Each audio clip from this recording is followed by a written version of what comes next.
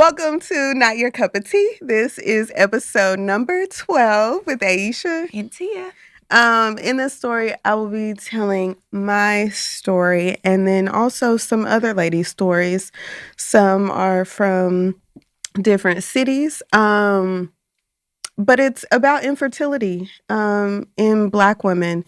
I know other races of women also share these journeys, but Black women face them differently, and you'll see a common story in most of the women that we have interviewed. We're not treated the same, and you'll just have to see the stories that we post and sympathize and empathize with these ladies that they just want to become mothers, but we also have to deal with being Black while facing that. So, yeah, here is my story. So, back in 2011, I found out I was pregnant. Oddly, I was like, what the hell? Of all things. I had just dropped out of college. I was working at McDonald's, like Dixon County stuff. So I was like, oh my God, I do not want to be pregnant. So I had some bleeding. So I went to the health department because I didn't have insurance from McDonald's. And when I got there, she had me to pee in a cup and she was like, no, you're bleeding too much. Like, it's not just like a small spotting. So she sent me to the emergency room at Horizon, aka Killer Lark is what it was back then.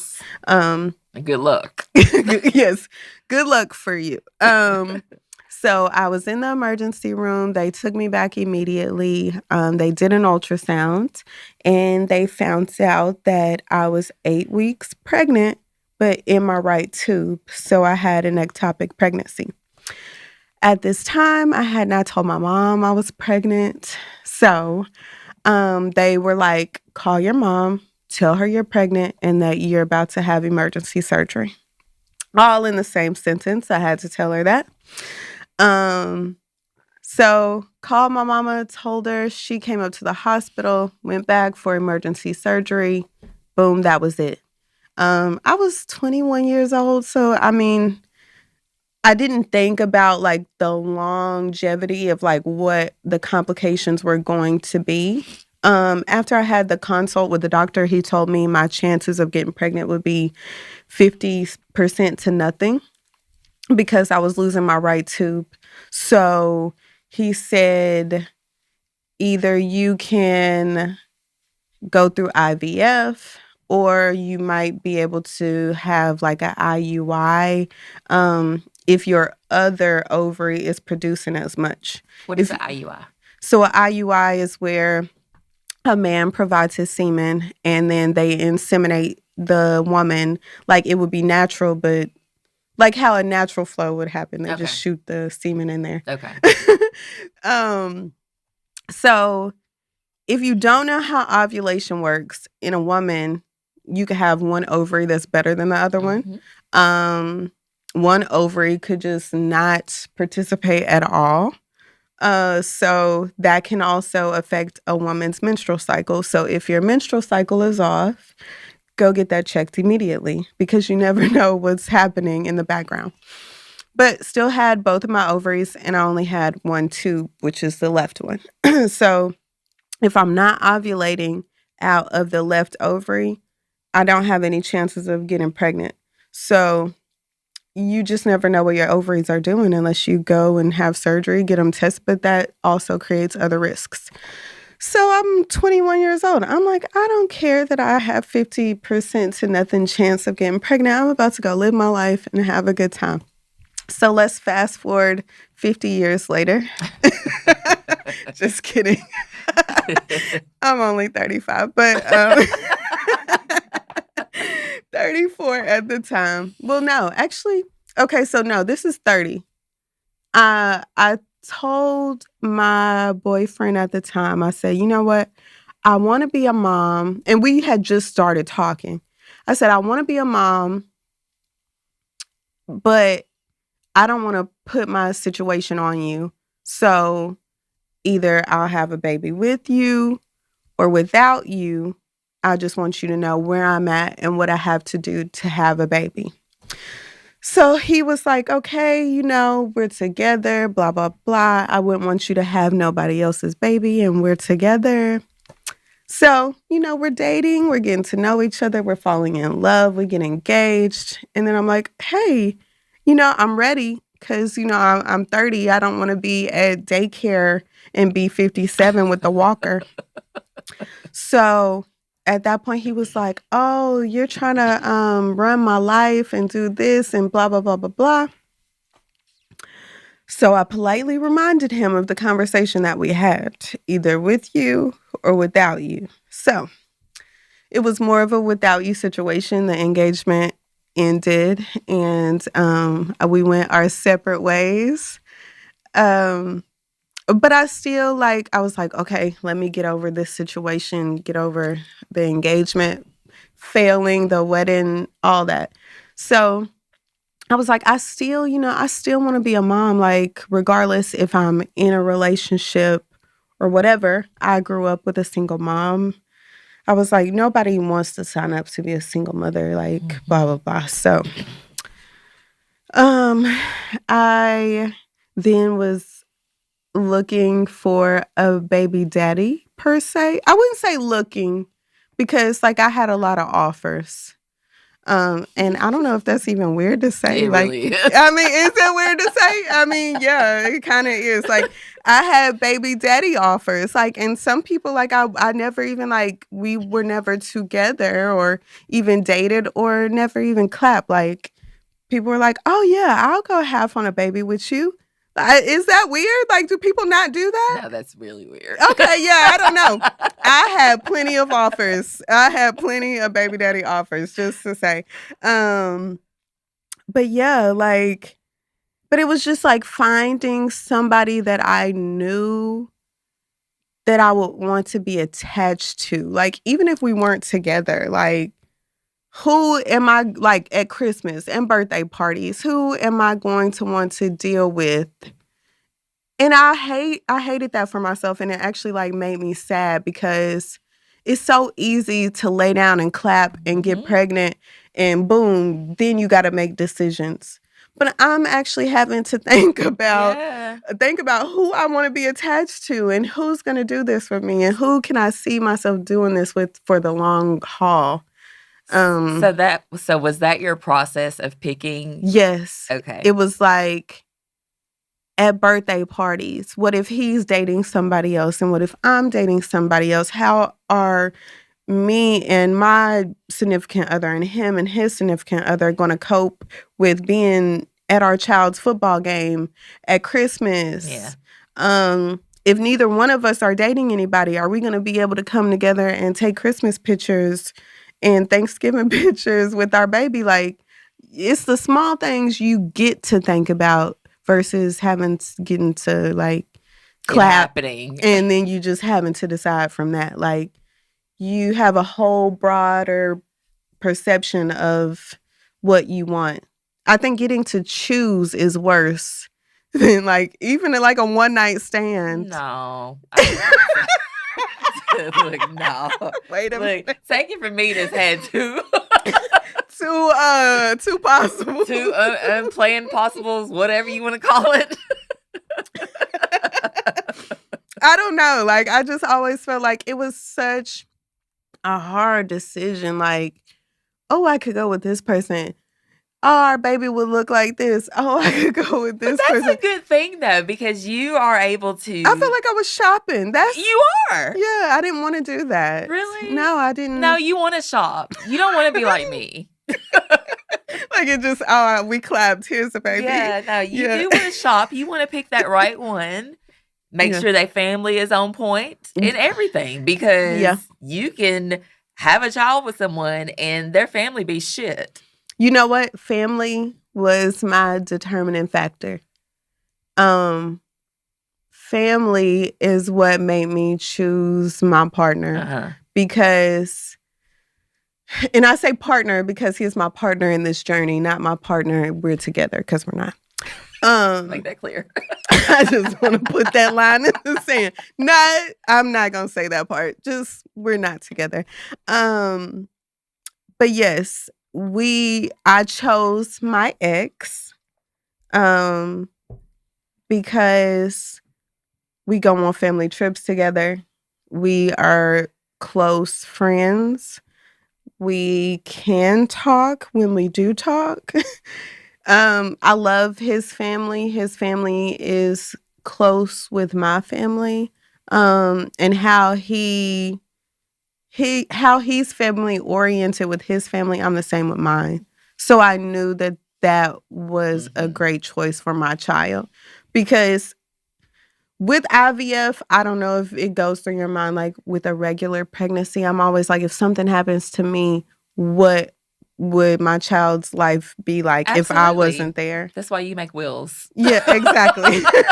Yes, mine is like future will. Even before conception, I'm creating a will. But yeah, so I asked him, and the first time he told me no, I think it scared him.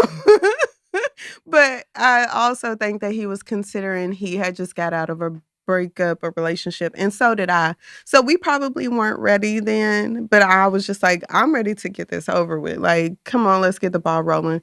So my mom, one day we were having Sunday dinner. She looks over at him and she's like, "Ain't you ready to have a baby?" And he was like, "Yeah." And then that's how we got the ball rolling. So, I went and did the consultation with Nashville Fertility Clinic. So I should back up and say my job covers IVF. They provide $35,000 per lifetime. So when I went to Nashville Fertility, they didn't accept my insurance. So then I had to seek out another fertility clinic. So I went to Tennessee Fertility Institute, and that's who I stayed with. They accepted my insurance. Everything was in-house for them, which means that they create the embryos in-house, your ultrasounds are in-house, your procedures are in-house. You don't have to go anywhere else. The first round of shots are called STIMs, which is stimulation hormones. Basically, you are taking these meds to make you ovulate more. So a woman ovulates one egg.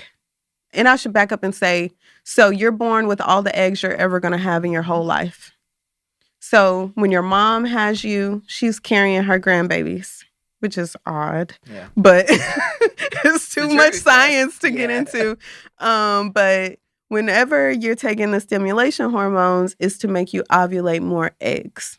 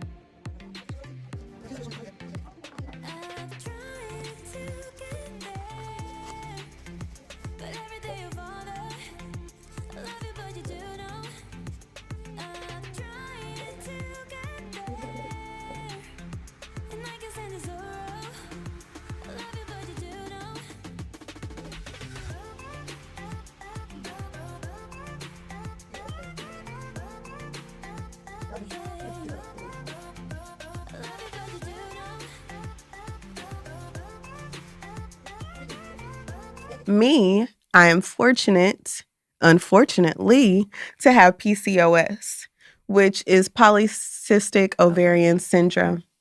And it means that I get cysts on my ovaries. There is no cure. There is no reason why. It's just, oh, you have it. And cope with it. It could be hereditary. They don't know. So what happens with PCOS is your ovaries create these cysts, and these cysts create their own hormones. So they send different signals to your brain telling your body what to do versus what your ovaries are trying to tell your body what to do. So you could have missed periods, you could have extended periods, you could have no periods at all, whatever the cysts want to tell your brain to do. Sadly. So while I'm taking these stimulation hormones, I do have a cyst, but fortunately, it's not creating its own hormones. I was having they call them follicles growing inside of the cysts. So throughout, you want your follicles to be stimulated. Get as many follicles as you can. Inside the follicles are your eggs. It sounds disgusting. I don't know. It just sounds really nasty. Some women, after this process, they don't have any eggs to come out of this, at all. Me, luckily, I had with PCOS, you're hyper stimulated from everything. So I had 40 eggs. So I had a Mother's Day brunch. And if I looked swollen, or I probably looked pregnant that day. So if anybody called me fat throughout these months, I'm not going to say no cuss words, but just God's going to deal with y'all. Yeah, back down. Yeah. But if I ever looked pregnant or real big one day, it was really from these meds because they've been swelling me up. But at the Mother's Day brunch, it literally was hurting me to walk because I was carrying so many eggs. So I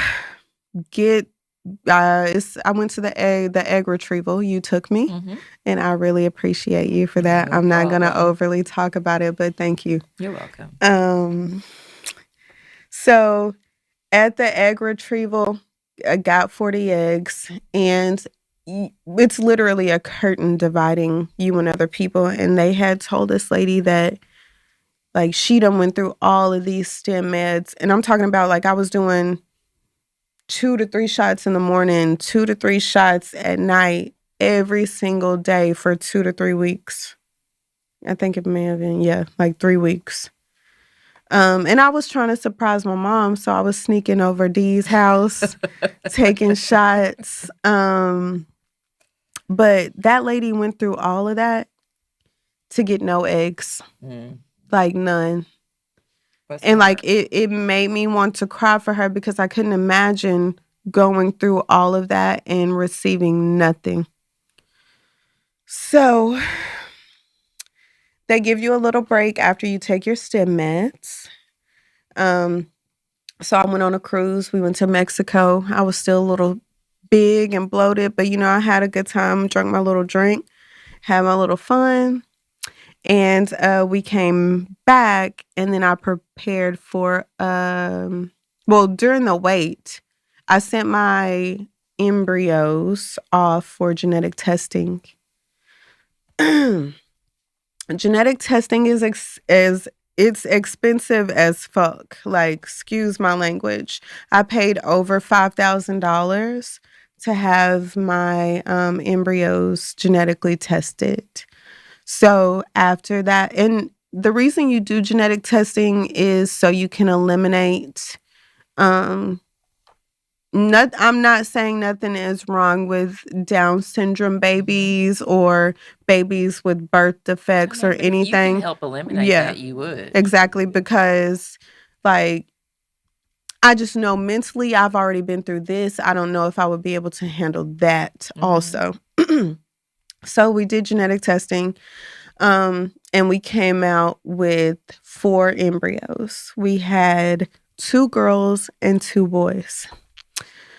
So it's time for the frozen egg transfer. My mom took me. You excited? Yes. Overly excited? Yes. It is officially transfer day. We have come a long, long way. I've come to this office 20,000 million 7 times to get poked, pricked, ultrasounded. It's me and my mama today. You can only have one person to come with you, but yeah, today is our day to shine. She is ecstatic, and I hope everything goes well. Because if it don't, I forgot what floor it was. I shouldn't say if it doesn't, but you have to expect the worst. Well, we're not expecting the worst. This is all going to be good. We are here.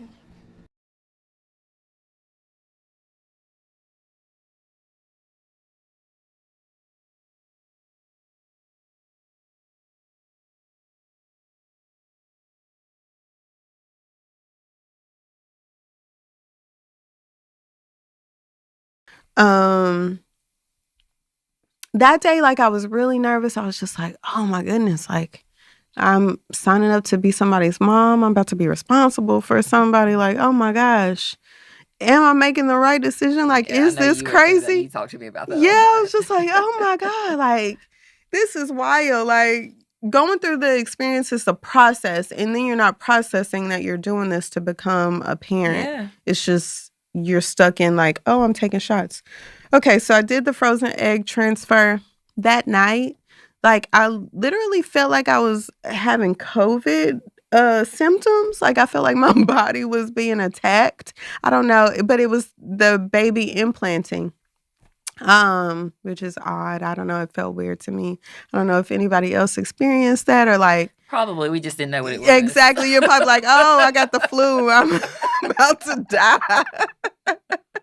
Yeah, so I knew what it was. So I was like, oh, this is like, it feels like really weird. Like something's taking a hold of me, like one of those alien movies.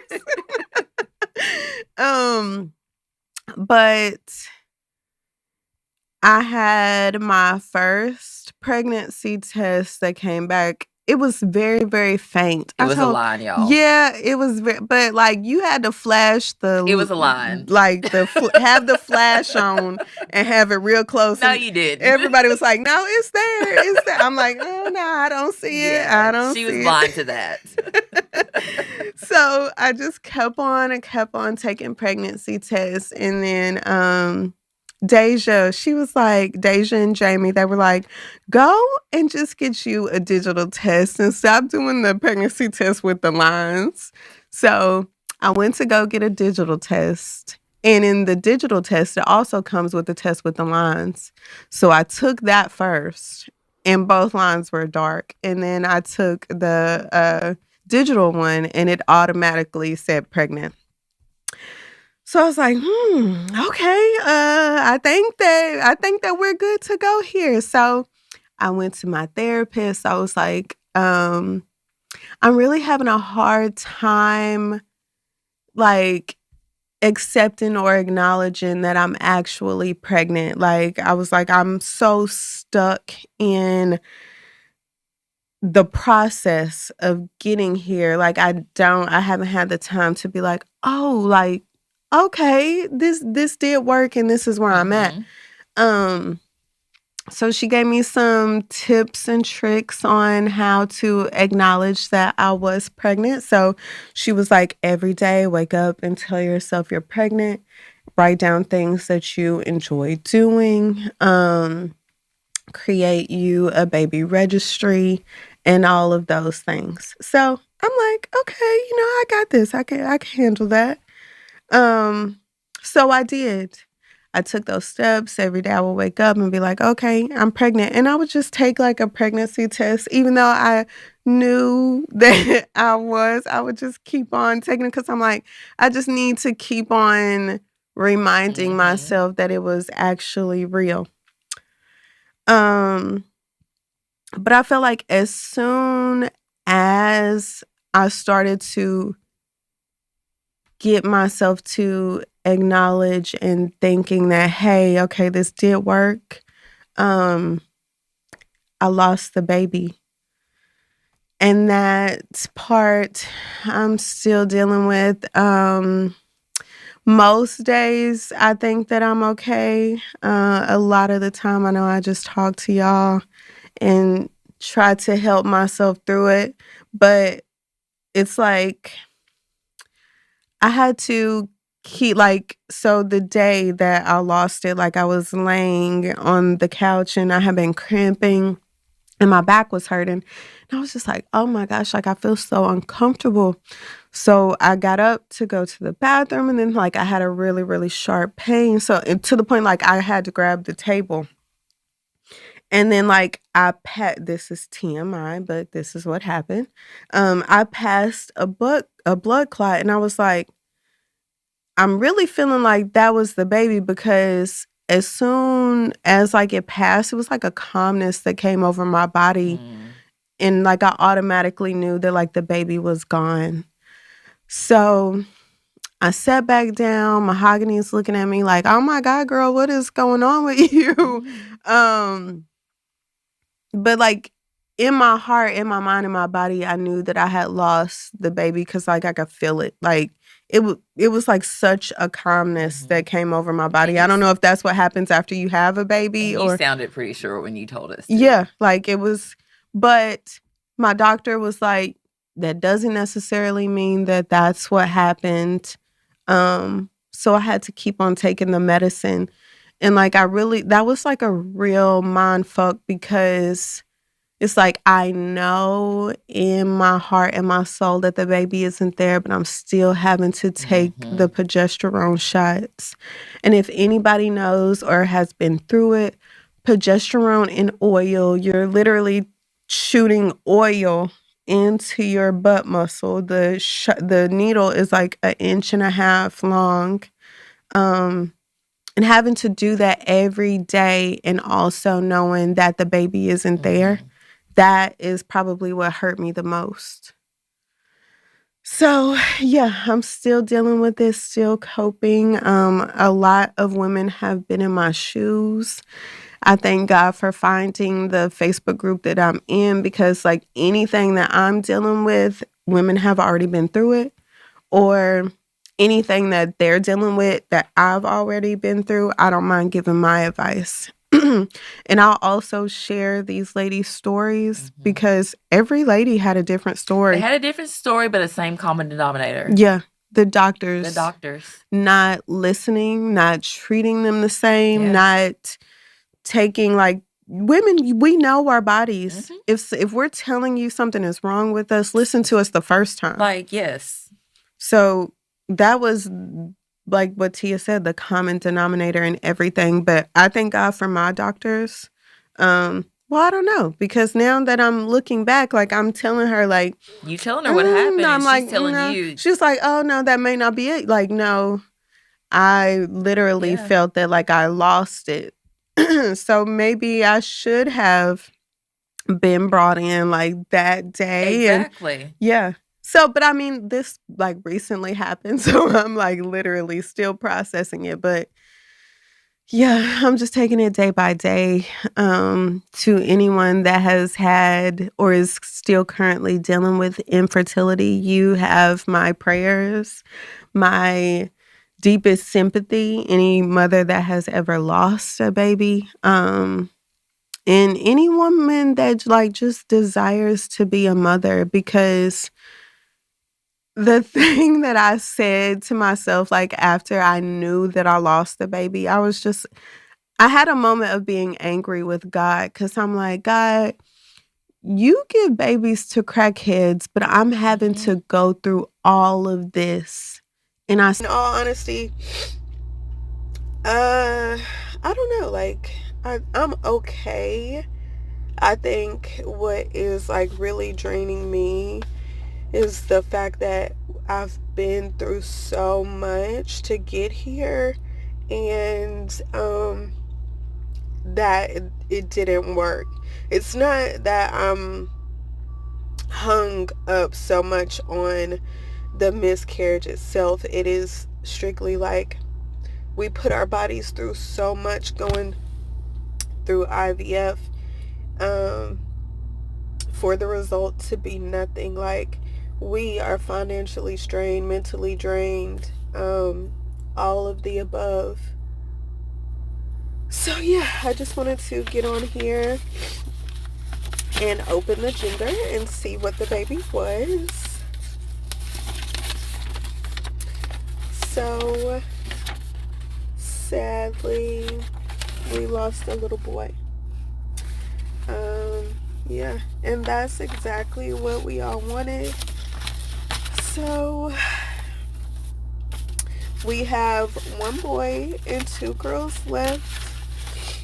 I don't know if I'm ready to start again right now. Still lost my baby. That is what made me the most sad. And then I was like, it's so many women. Like, we are good, genuine-hearted people that genuinely would love and care. And you have women in the news that treat their babies bad every day. So if I ever had to question God, it would be that. Why would you give babies to women who don't deserve them? Well, you answered a whole lot of questions. That you, yeah. I'm just in your story. An outpour. But just maybe a couple here. So, and you've probably said this, your best and worst of IVF. My best is trying, because if you don't try, you never know. If you want to be a mom, find the resources to try. Even if like IVF or IUI doesn't work for you, there are plenty of babies in the world that need a mama. So adoption. Yeah. I don't know if I would want to adopt. My mama told me a long time ago that I would probably adopt Chucky because I always pick the wrong thing. My mama say I pick things wrong, so she told me I'll probably pick like a Chucky, so I probably shouldn't adopt.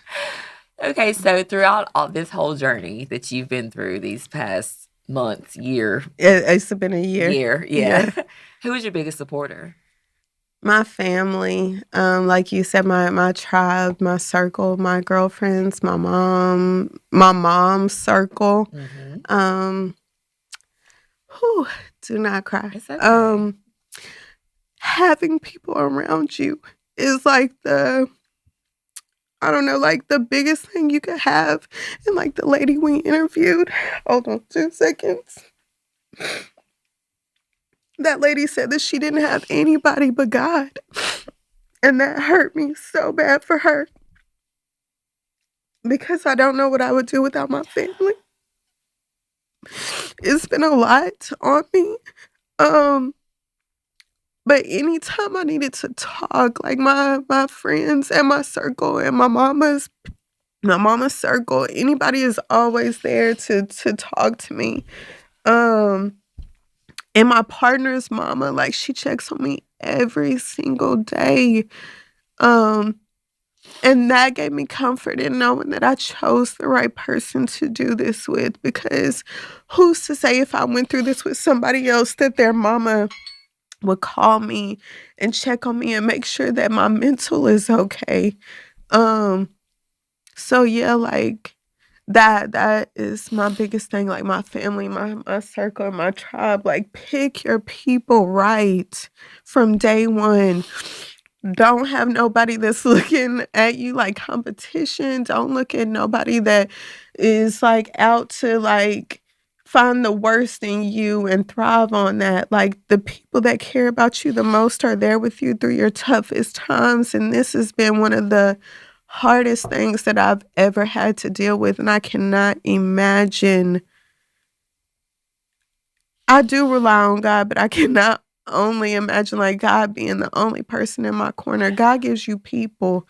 Yeah. Hold on to those people, because in times like this, like, you are going to need them. So yeah, my tribe, most definitely. Love you all deeply. Yeah, we love you too. And now that we're both sitting here crying, I said we need a better tissue. Yeah. Oh, gosh. Oh, and I have one more thing to say. I'm just going to take my glasses off. I can't see at this point, so don't judge me. Stop asking women when they're going to have kids. Oh, yes. One, you don't know what they're going through. You don't know if they want to be a mom. Two, you don't know what they're going through to be a mother. You don't know what they have gone through to be a mom. So if you are concerned about when they're going to have kids, keep that shit to yourself. Yeah. Just wonder. Just think. Don't ask women unless they share that information with you, because it's not always easy. Like, if somebody asked me that today, like, I'm going to want to cuss them out. Like, you don't know what I'm going through. You don't know what I've been through. And then also having to tell people, like, I was excited for a second. I got to tell people, oh, hey, I am pregnant. Like, oh, IVF did work for me. But then having to turn around that next week, the very next week, and tell people that I lost my baby was devastating. So with that said, just don't ask if they don't share. Like, it's none of your business.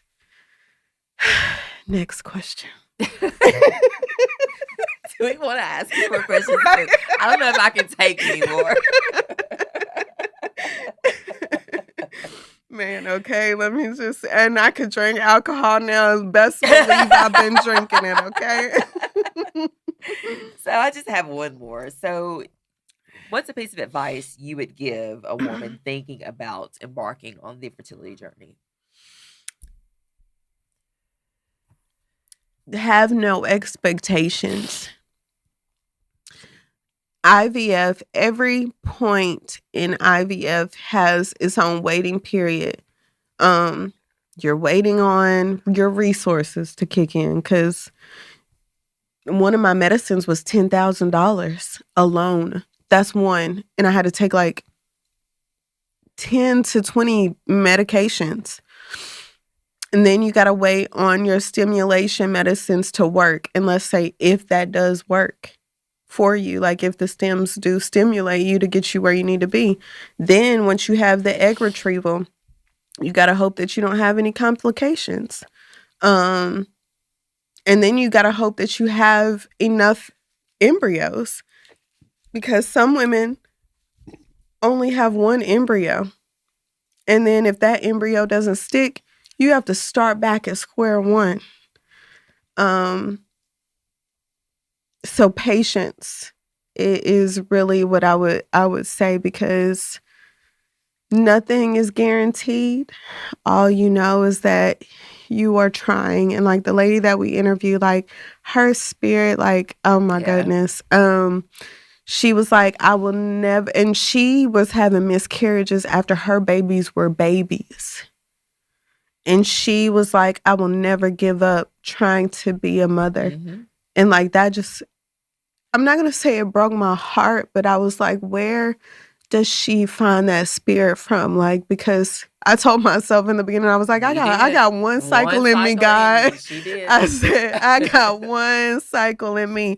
I don't want to keep putting myself through this, because some of those women have done multiple cycles, multiple transfers, and had multiple failures. That's why I say, don't ask a woman why she doesn't have kids yet. It's not that easy for everybody. Yeah. So yeah, patience and no expectations would be my advice. Just hope for the best, expect the worst. Yeah. It's sad, but it's true. So yeah, that's it. Sorry to wet a few eyes. That's okay. You know, your tribe is still here for you. Yes. And we have 3 embryos left. And what also really hurt my heart is that we all wanted a little boy. And after the frozen egg transfer, they gave me an envelope to tell me what the gender was, because like we know in advance. But I was holding it. So like this weekend, we could have like a gender reveal. So if I see you this weekend, just hold me a little tighter. But I'm still processing it, but I'm happy to know that my family will be with me on that day still, regardless. And yeah, it's been a journey, and I wouldn't change it. And we have 3 little embryos left. We have 2 girls and 1 boy. I told my partner, don't say that you don't want no little girl, because that might be all that sticks. And then they might love his dirty draws. So, and not even give a damn about me. So, so we'll just see what happens. But I'll keep everybody informed. And yeah, that's my story. And if I've been silent, haven't been present, have disappeared, haven't been around, like that, this is why. It's okay. You're allowed to go through shit. So yeah. Sorry to pull out the tears, but this is not your cup of tea. With Aeshia. And Tia. Until next time.